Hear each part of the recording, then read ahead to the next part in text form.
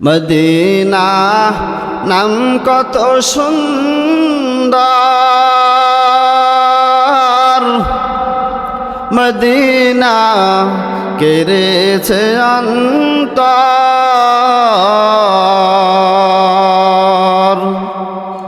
Medina নাম কত সুন্দর,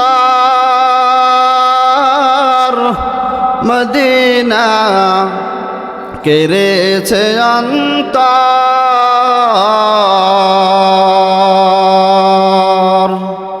ওই মদিনার পথের ধুলি, ওই মদিনার পথের ধুলি মাখবো সারা গায় মদিনা। যাইতে পারলাম না মদিনা, যাইতে পারলাম না। মদিনা যাইতে চাননি? সেই মদিনার দিকে যদি তাকান তাহলে সব হইতে থাকবে, সব হইতে থাকবে, সব হইতে থাকে।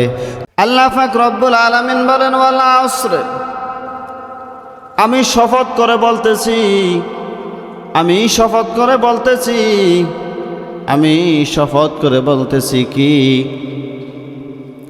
আল্লাহ পাক রব্বুল আলামিন শপথ করার কোনো প্রয়োজন নাই, আছেনি? আল্লাহ পাক রব্বুল আলামিন যদি দুনিয়াতে চান, যা চান তাই হয়ে যান, তো এরপরও আল্লাহ পাক রব্বুল আলামিন ওয়াল আসরি বলে কসম করার কারণ কি? কারণ কিছু নয়, কারণ কিছু নয়, কারণ হলো একটা, আল্লাহ পাক রব্বুল আলামিন গুরুত্ব বুঝানোর জন্য। কি বুঝানোর জন্য? সময়ের কসম, সময় এত গুরুত্ব, সময় এত গুরুত্বপূর্ণ, যার কোনো তুলনাই হয় না। কি বলেন? আজকের সকালবেলার ঘটনা,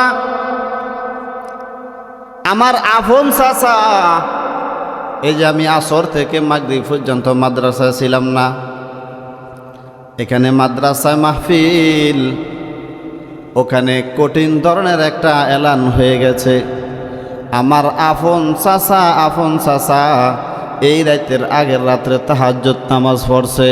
তাহাজ্জুদ নামাজ পড়ার পর এরপরে দেখতেছে যে ফজরের নামাজের এখন অনেক সময় আছে, একটু ঘুমাই, শরীরটাকে একটু স্বস্তি, একটু সুন্দর করে রাখি, এর জন্য হালকা একটু ঘুমালেন। ঘুমানোর পরে যখন ফজরের আজান হয়ে যায়, আত্মীয় স্বজন যারা আছে সকলে আসছে, ও বাবা ওঠো, ছেলে ডাকে, মেয়ে ডাকে, ও বাবা ওঠো, ফজরের আজান হয়ে গেছে, তাহাজ্জুদ নামাজ পড়ে তো ঘুমাইলা, ফজরের আজান হয়ে গেছে, ওঠো নামাজ পড়ার জন্য ওঠো। ডাকার পর দেখতেছে বাবা উঠতেছে না, বাবা উঠতেছে না। ঘটনা কি? বাবা এরকম করে তো কখনো ঘুমায় না। এর ঘটনা কি? এর ঘটনা কি? যখন শরীরে হাত দেয় দেখতেছে শরীরটা একেবারে ঠান্ডা বরফের মতো হয়ে গেছে। ছেলেরা আর বুঝতে বাকি নাই, মেয়েরা আর বুঝতে বাকি নাই, ঘরের ভিতরে কান্না শুরু হয়ে যায়, ঘরের ভিতরে কান্না শুরু হয়ে যায়। জানি না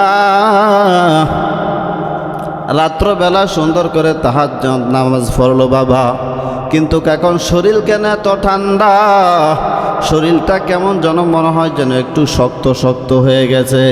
চিল্লা দিতে দিতে আশেপাশের মানুষ যখন এসে গেল, এরপরে ডাক্তার আনলো, আনার পর ডাক্তার সে দেখে ওই আমার চাচা আর দুনিয়াতে নাই। কত সুন্দর মিত্র। ওই চাচার নামাজ পড়ার জন্য, জানাজার নামাজ পড়ার জন্যই আসর পরে চলে গেছে, মাগরিবের একটু এশার একটু আগ দিয়ে আসছে।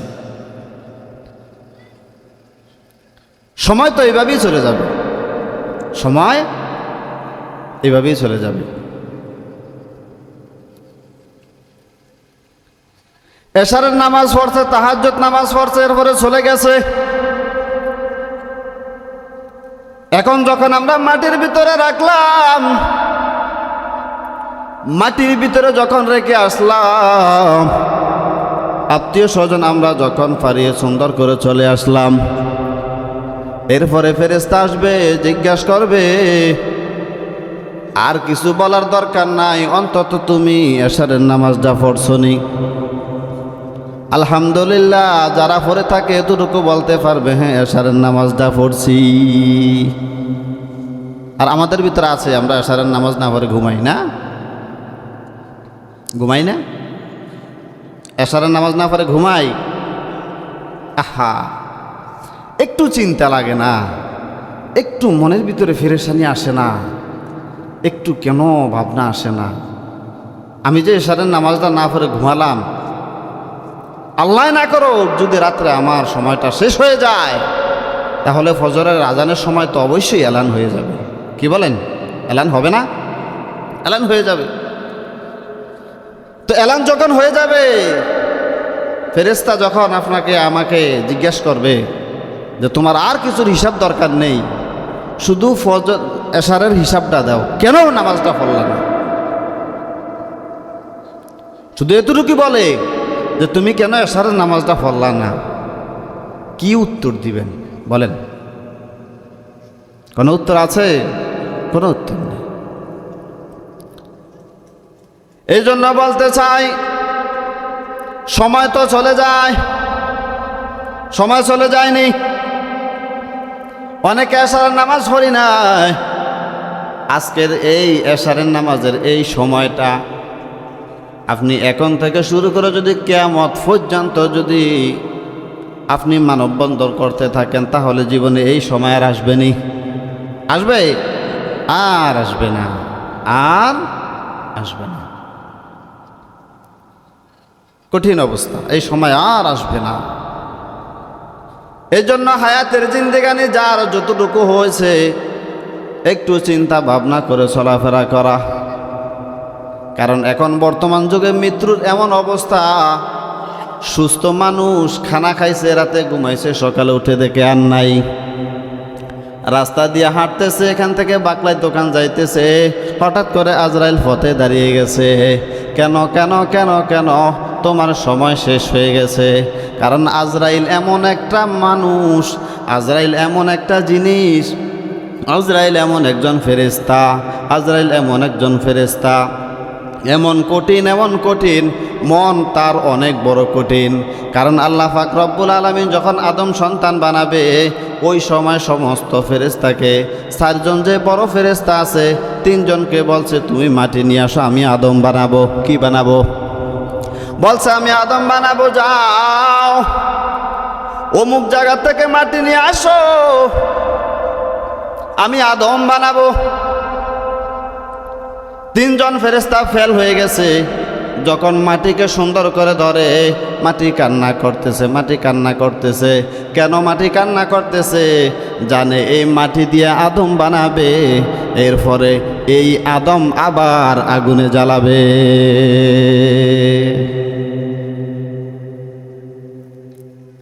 3 জন ফেরেশতা যখন ফেল হয়ে যায়, 4র্থ নাম্বারে আজরাইল, আজরাইলকে ডাক দিয়ে বলো, আজরাইল তোমার লগের 3 জন ফেল হয়ে গেছে, তুমি যাও, তুমি মাটি নিয়ে আসো, আমি আদম সন্তান বানাবো। তুমি যাও, যাও, আমি আদম সন্তান বানাবো। এরপরে যখন আজরাইল যায়, মাটির উপরে যখন থাবা মারলো, মারার পর মাটি যতই কান্না করতেছে, যতই কান্না করতেছে, ছাড়তেছে না। আল্লাহ পাক রব্বুল আলামিনের কাছে নিয়ে আসছে, মালিকের সামনে যখন হাজির করলো, আয় আল্লাহ, তোমার সামনে আমি মাটি নিয়ে আসলাম তোমার অনুমতিতে। আল্লাহ পাক রব্বুল আলামিন আজরাইলকে ডাক দিয়ে বলে, তোমার দ্বারাই সম্ভব বাবা মার সামনে থেকে শিশু সন্তানকে নিয়ে আসা। তোমার দ্বারাই কি সম্ভব, তুমি ছাড়া আর কেউ পারবে না। কারণ তুমি এমন একজন মানুষ, মাটি যখন নিছো তখন মাটি যেহেতু কান্না করছে, তুমি ছাড় দাও না, তাহলে অবশ্যই অবশ্যই অবশ্যই তোমারই সাহস আছে, তোমারই ভিতরে শক্ত আছে, তুমি পারবা ছেলে সন্তানকে মা বাবার সামনে থেকে নিয়ে যেতে। এবার আজরাইল আল্লাহ পাক রব্বুল আলামিনকে বলে, আল্লাহ তোমার অনুমতি তো আমি মাটি নিয়ে আসছি, তুমি আবার আমাকে অনুমতি দিয়ে দিছো তাদেরকে মারার জন্য, কিন্তু এত কোটি কোটি শুধু মুসলমান নয়, বৌদ্ধ খ্রিস্টান যত রকম মানুষ আছে সমস্ত মানুষকে আমি তো নিয়ে আসব তোমার অনুমতিতে, কিন্তু প্রত্যেকটা মানুষ যদি হাসরের ময়দানে আমার নামে মামলা দেয়, এ আজরাইল আমার জান নিয়েছে, আজরাইল আমার ছেলে নিয়ে গেছে, আজরাইল আমার মেয়ে নিয়ে গেছে, যদি এত কোটি কোটি মামলা হয় তাহলে আমার কি অবস্থা হবে?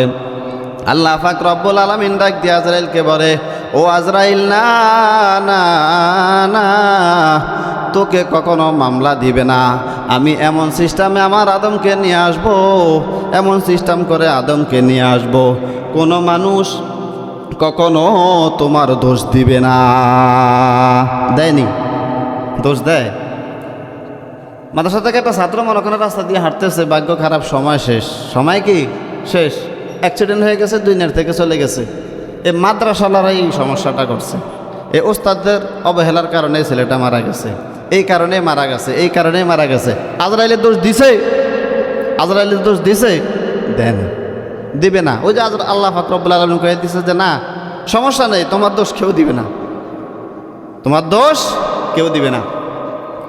আমরা আমাদের আত্মীয় স্বজন যখন মারা যায় বলি কি যে পেটের ব্যথার তীব্রতার কারণে মারা গেছে, রাস্তার কারণে মারা গেছে, গাড়ির কারণে মারা গেছে, ওই কারণে মারা গেছে, সেই কারণে মারা গেছে, কিন্তু আজরাইল যে নিয়ে গেছে এটা কেউ কখনো বলে না।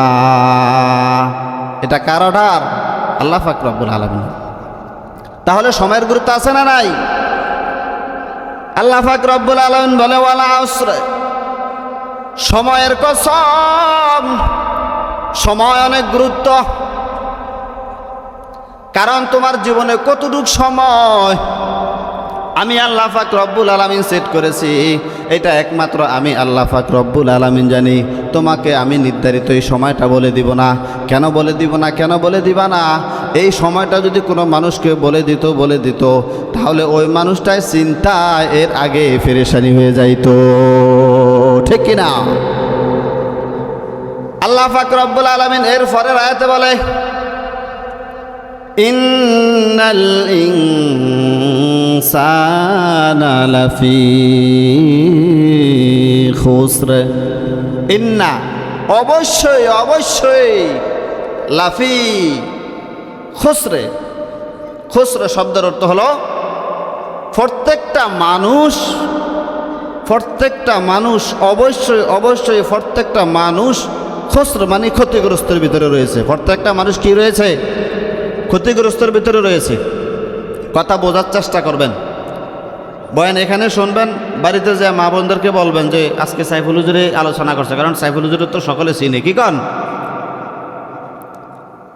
বড় হুজুরেরটা তো অবশ্যই রাখবেন, কারণ বড় তো বড়ই, আমরা ছোট মানুষ, আমাকেও রাখবেন একটু একটু, কি কন?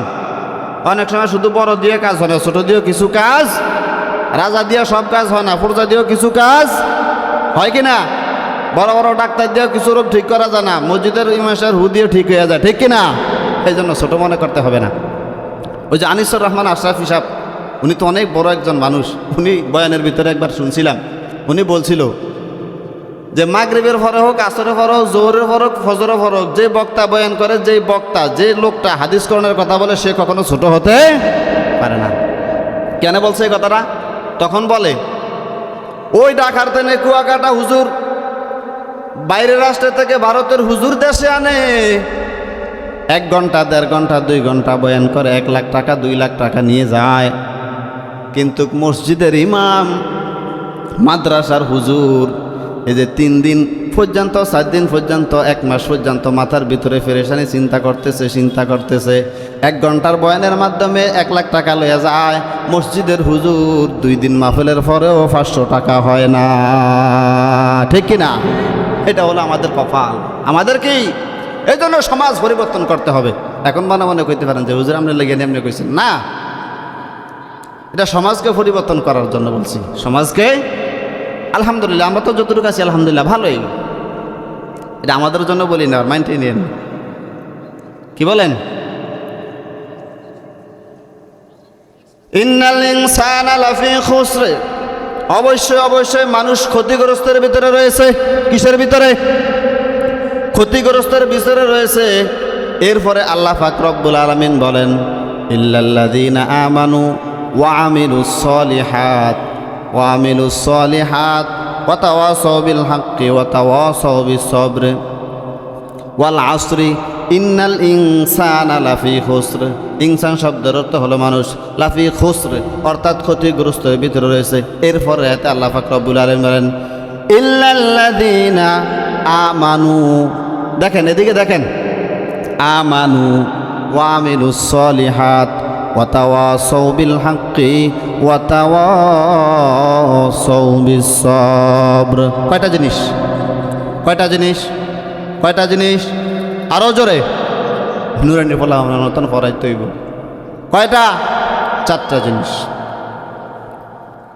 ইল্লাল্লাযীনা আমানু, এর আগে বলা হয়েছে প্রত্যেকটা মানুষ ক্ষতিগ্রস্তের ভিতরে রয়েছে। তাহলে মাহফিলের ভিতরে যারা আছে তারা না, সকলে, হিন্দু খ্রিস্টান বৌদ্ধ যত ধর্মের লোক আছে যারা আছে সকলে ক্ষতিগ্রস্তের ভিতরে রয়েছে, সকলে ক্ষতিগ্রস্তের ভিতরে রয়েছে। ইল্লা, তবে কারা নাই? ইল্লাল্লাযীনা আমানু, যারা ঈমান আনছে, ঈমানওয়ালা। কারা? ঈমানওয়ালা, যারা ঈমানওয়ালা। এখন আপনারা নিজে বলেন তো সেই আপনার ঈমান আছে কিনা? আছে? পরিপূর্ণ ঈমান আছে নেই? ঈমান কাকে বলা হয়? মুখে স্বীকার করা, এই যে ভিতরে একটা দেল আছে, আসেনি, এটাকে বিশ্বাস করা আর এটাকে বাস্তবে পরিণত করা, এটার নাম হলো ঈমান।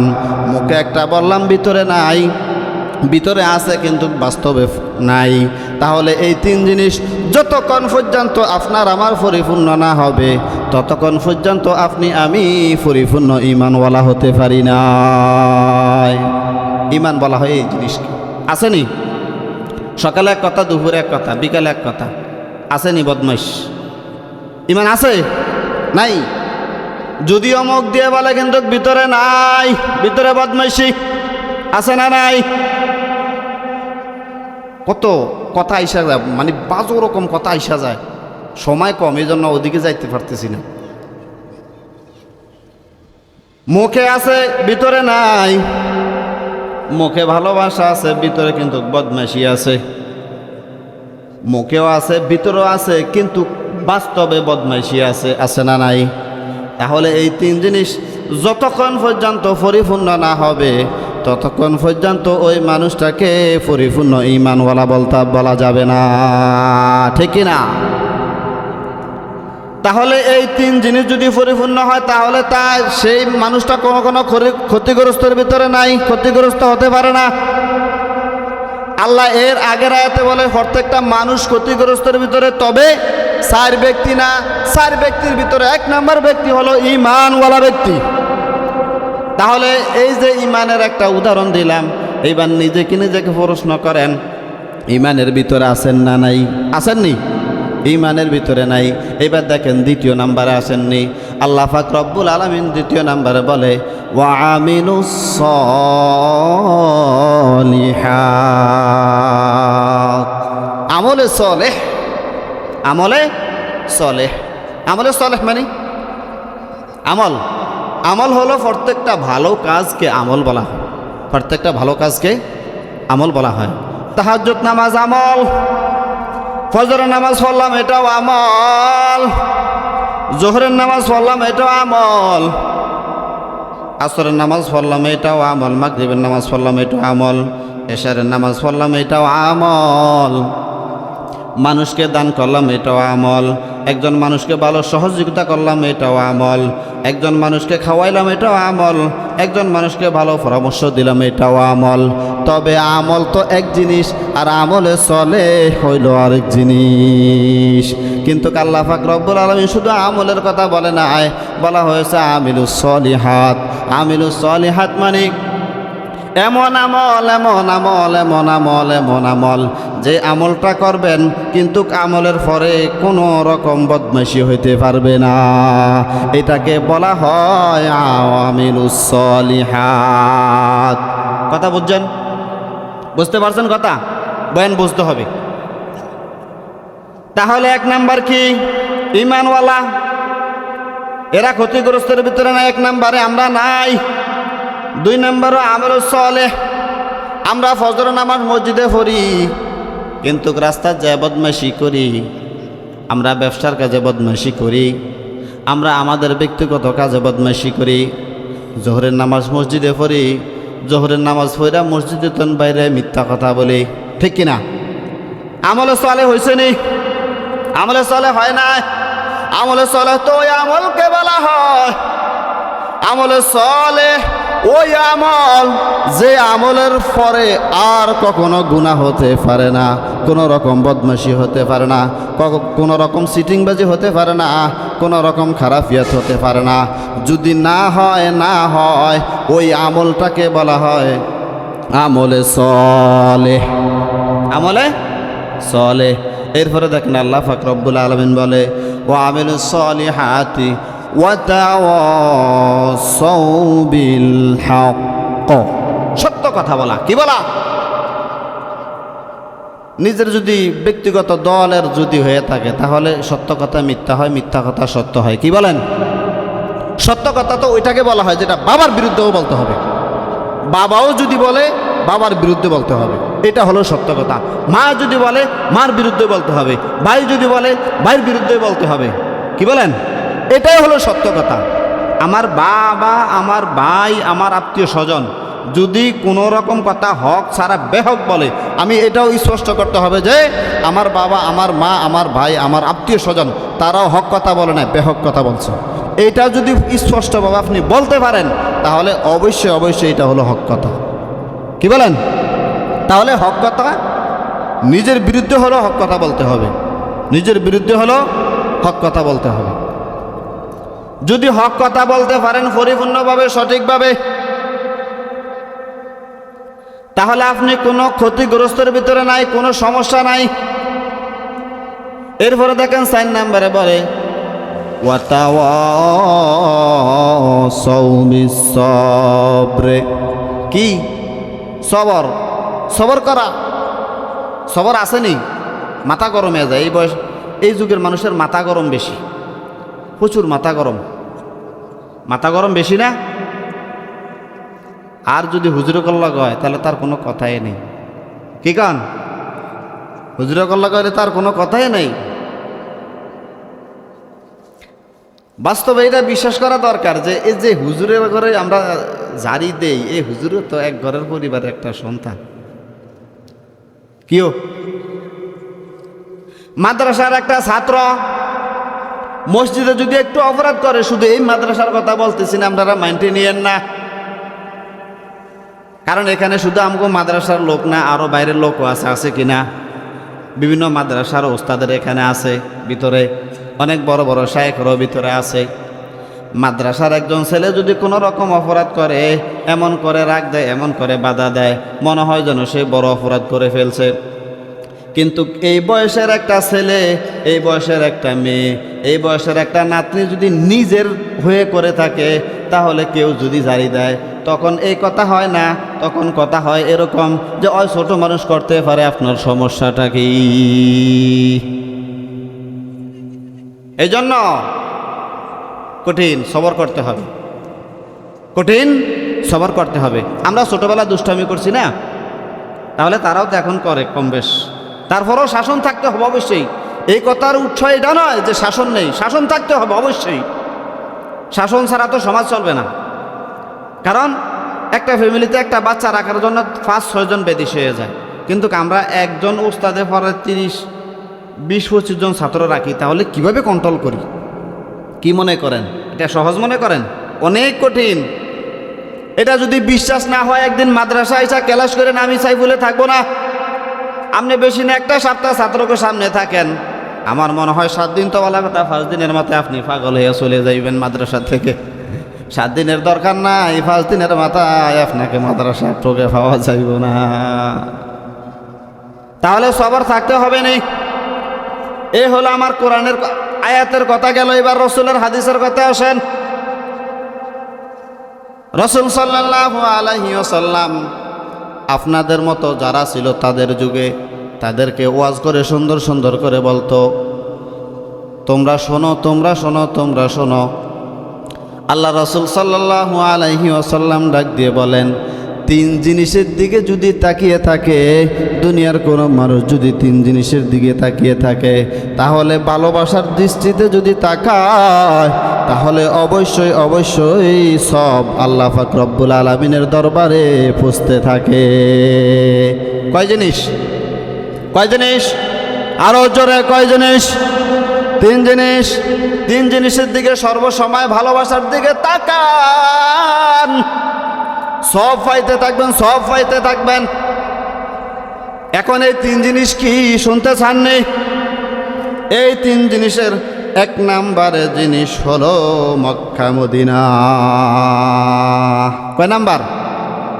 মদিনা যাইতে পারলাম না, মদিনা যাইতে পারলাম না।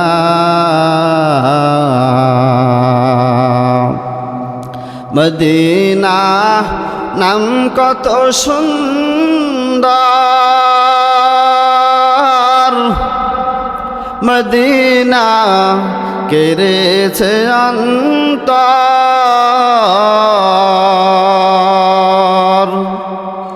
মদিনা নাম কত সুন্দর, মদিনা কেড়েছে অন্তর।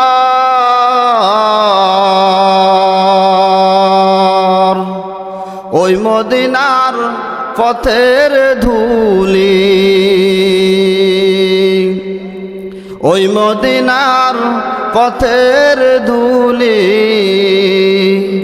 মাখবো সারা গায় মদিনা যাইতে পারলাম না, মদিনা যাইতে পারলাম না। মদিনা যাইতে চাননি? সেই মদিনার দিকে যদি তাকান, তাহলে সব হইতে থাকবে, সব হইতে থাকবে, সব হইতে থাকে। কারণ হাজী সাহেব যারা আমাদের সমাজের ভিতরে এমনও মানুষ রয়েছে যারা হজ করার যোগ্য হয়ে গেছে কিন্তু হজ করে না। আছে না নাই? আছে নেই? আহা, আল্লাহ রসুল সাল্লাল্লাহু আলাইহি ওয়াসাল্লাম যেই জায়গাটাকে ভাড়া দিছে, ওই জায়গাটা যদি আপনি ভাড়া দিতে পারেন, রসুলের রওজাটা একটু দেখে আসলেন, তাহলে মদিনা যাইতে চান না ইনশাআল্লাহ? মদিনার দিকে তাকালে সব হইতে থাকে। কি বলেন? এই জন্য মদিনা যাওয়ার জন্য আগ্রহী থাকবেন ইনশাআল্লাহ। এখন থেকে নিয়ত করে ফেলেন, গরিব ধনী যত রকম যারাই আছেন সর্বসময় মদিনায় যাওয়ার জন্য পাগল হয়ে থাকবেন ইনশাআল্লাহ। আল্লাহ তাআলা কবুল করবে। কি কন? 2 নম্বরে ব্যক্তি হলো আল্লাহ রসুল সাল্লাল্লাহু আলাইহি ওয়াসাল্লাম বলেন, 2 নম্বর ব্যক্তি হলো মা বাবা। মা বাবা, মা বাবার দিকে ভালো দৃষ্টিতে তাকিয়ে থাকবেন, ভালোবাসার নজরে তাকিয়ে থাকবেন। আল্লাহ পাক রব্বুল আলামিন সব দিতে থাকবে, সব দিতে থাকবে। যত তাকাবেন ততই সব, যত তাকাবেন ততই সব। কিন্তু আফসোসের বিষয়, ওই বিষয় হলো এরকম যে বর্তমান যুগে বাবা মা যখন একটু মোটামুটি বুড়া হয়ে যায়, যখন বয়স হয়ে যায়, তখন ছেলের জন্য, ছেলের বউর জন্য মনে হয় যেন একটা আযাব শুরু হয়ে যায়। ঠিক কি না? আহা, আপনি হিসাব রাখা দরকার যে আপনি যখন ছোটবেলা ছিলেন এই যে এখন মনে করেন এই যে আপনারা যারা বিয়ে শাদী করছেন, একটা বাচ্চা হয়েছে, মেয়ে ছেলে, মেয়েটাকে ছেলেটাকে বুকে লাগাইলে কত শান্তি লাগে কিনা, শান্তি লাগে কিনা? তাহলে আপনি তো ওইটা খেয়াল রাখা উচিত যে আমি যখন ছোট ছিলাম তখন তো আমার বাবা আমাকে তো ভালোবাসছে, এত ভালোবাসছে, বাসছে না? ভালোবাসা না থাকলে আপনি এতটুকু অগ্রসর হইতে পারতেন? এই জন্য ভালোবাসা থাকা দরকার। ভালোবাসার নজরে যদি বাবা মার দিকে তাকান, রসুল বলে সব হইতে থাকবে, সব হইতে থাকবে। তাহলে আজকের ওয়াজ থেকে, বয়ান থেকে এটা শিক্ষা নিতে হবে। এরপর থেকে যখন বাবা মাকে দেখব, ভালোবাসার নজরে ভালোবাসার দিকে তাকাবো। আল্লাহ পাক রব্বুল আলামিন আপনাকে সব দিতে থাকবে। যত তাকাইবেন তত সব, যত তাকাইবেন ততই সব। কি বলেন? রাসূল সাল্লাল্লাহু আলাইহি ওয়াসাল্লাম বলেন 3 নাম্বার কি? 3 নাম্বার হলো আল কোরআন। কোরআন শরীফ আমরা যেটাকে সাধারণ ভাষায় বলি, যেটা চিনি, কোরআনের দিকে যতই তাকাইবেন ততই সব। দেখা গেছে কিছু কিছু মানুষ আছে এরা কোরআন শরীফ পড়তে পারে না, এই জন্য কোরআন শরীফ ধরেও না, কখনো চায়ও না। না না না না না, সুন্দর করে উজু বানাইবেন। উজু করার পর কোরআন পড়তে পারেন আর না পারেন, এই কোরআনের দিকে তাকিয়ে থাকবেন। প্রতিটা পৃষ্ঠার লাইনে লাইনে সুন্দর করে হাত বাড়াবেন আর ডাক দিয়ে বলবেন, আমার আল্লাহ জানি কি বলছে, আমি জানি না। আয় আল্লাহ, আমাকে পড়ার মতো তৌফিক দাও। এটা কি লেখছে আমি বুঝিও না, এটা কি লেখছে আমি অর্থ বুঝি না, ইবনও পড়তে পারি না। ও মালিক, জানি এটা তোমার কালাম। মালিক, জানি এটা তোমার কালাম, এটা তোমার কালাম, এটা তোমার কালাম। যদি এরকমভাবে তাকিয়ে থাকেন, দেখবেন চোখের পানি ধরে রাখতে পারবেন না। আল্লাহ পাক রব্বুল আলামিন বলে, তোমাকে আমি যত তাকাও তত সব দিতে থাকব। যত তাকাও ততই সব দিতে থাকবো। কি বলেন? তাহলে এই কোরআনকে ভালোবাসা দরকার আছে না নাই? 3 ব্যক্তিকে, আমার কথা আলোচনা শেষ, এবার আমি মূল পয়েন্টে যাই। কোরআনের কথা হলো 4টা। কয়টা? কয়টা? প্রত্যেকটা মানুষ ক্ষতিগ্রস্তের ভিতরে রয়েছে। 4 জন ব্যক্তি নয়। এক নাম্বার হলো ওয়া আমিলুস ইন্নাল্লাযীনা আমানু। 2 নাম্বার হলো ওয়া আমিলুস সলিহাত। 3 নাম্বার হলো ওয়াতাওয়াসাউ বিল হাক্কি। 4 নাম্বার হলো ওয়াতাওয়াসাউ বিস সবরি। এটা হলো কোরআনের কথা গেল, সূরার কথা গেল। হাদিসের কথা হলো 3টা জিনিসের দিকে তাকিয়ে থাকলে রাসূল সাল্লাল্লাহু আলাইহি সাল্লাম বলছে সর্বসময় সব হইতে থাকবে। 1 নাম্বার হলো মক্কা মদিনা, 2 নাম্বার হলো মা বাবা, 3 নাম্বার হলো কি? কোরআন। আমার বয়ান বুঝছেন? আল্লাহ তাআলা আমাকে এবং আপনাদেরকে বুঝবার মতো তৌফিক দান করুক, বলেন আমিন। আপনাদের এই মাদ্রাসাতে ইনশাল্লাহ কোরআনে হাফেজ হয়েছে 60 জন। তাদেরকে আমরা ইনশাল্লাহ পাগড়ি প্রদান করব আপনাদের সামনে। আপনারা শুনে ইনশাল্লাহ খুশি হবেন আশা করি। এবং এরা কার বাসায় খানা খেয়ে আজকে কোরআন শেষ করেছে, কোরআন শেষ করেছে। দোয়া করি আল্লাহ হাসরের ময়দানে তুমি, যদিও তারা গুনাহ করে থাকে, যদিও তারা জাহান্নামী হয়ে থাকে, এই কোরআনে হাফেজদের উসিলা করে আল্লাহ তুমি তাদেরকে মাফ করে দিও। বলেন আমিন।